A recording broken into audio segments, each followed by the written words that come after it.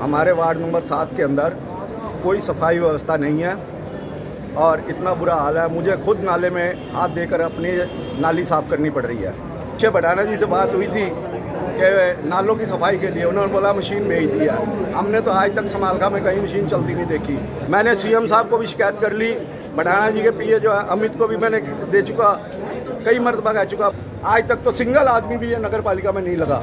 समस्या ये है सर, अभी मई के महीने में सर अभी बिजली विभाग ने आपस में मिली भगत करके पैसा ले दे के जो 2 कर्मचारी है सर, जो मेरे गांव से हमने सर ये एस्टिमेट बनाए हुए थे एचटी लाइन 11,000 वोल्टेज का हमारे खेत में से खींचने का सर।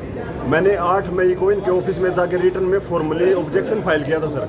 हमारे ग्रीवेंसेस फाइल किए थे, उनका डिस्पोजल ना करके सर इसने हमें जानबूझ के अंधेरे में रखा, विश्वासघात किया ताकि ये कोर्ट अप्रोच ना कर सके और उस पर लीगल कार्रवाई ना करवा सके, स्टे के ऑर्डर ना ले सके।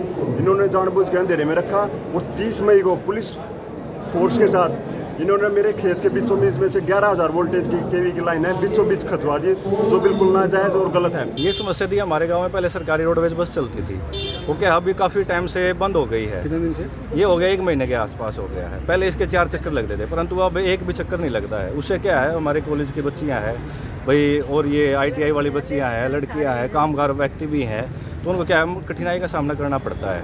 इससे अलग है, बस से अलग हमारे पास कोई सुविधा नहीं है भाई। हम गांव से शहरास के, इसलिए हमारे जो अब ये गांव से ये स्पेशल इसी के लिए आए थे।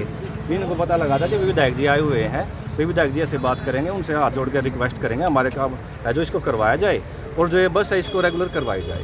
और सारे अधिकारियों के साथ बैठकर, अभी तक क्या होता था कि आते थे मेरे पास, मुझे फ़ोन करना पड़ता था, फिर वहाँ से जवाब कुछ आता था, तो बहुत लंबा प्रोसीजर था।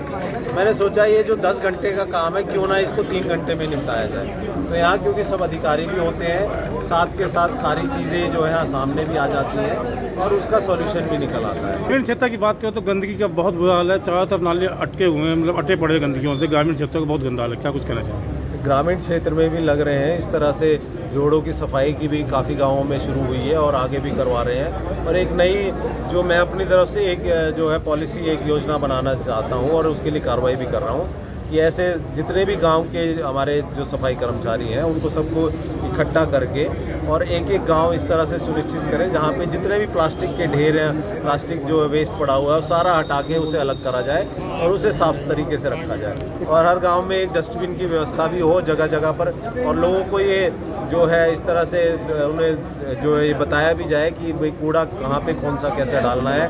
प्लास्टिक ऐसा कूड़ा है जो वापस रिसाइकिल भी हो सकता है, जिसका एक कहीं ना कहीं यूज़ में लिया जा सकता है। तो इन सब चीज़ों पर कार्य चल रहा है और जल्दी इसको आपको देखने का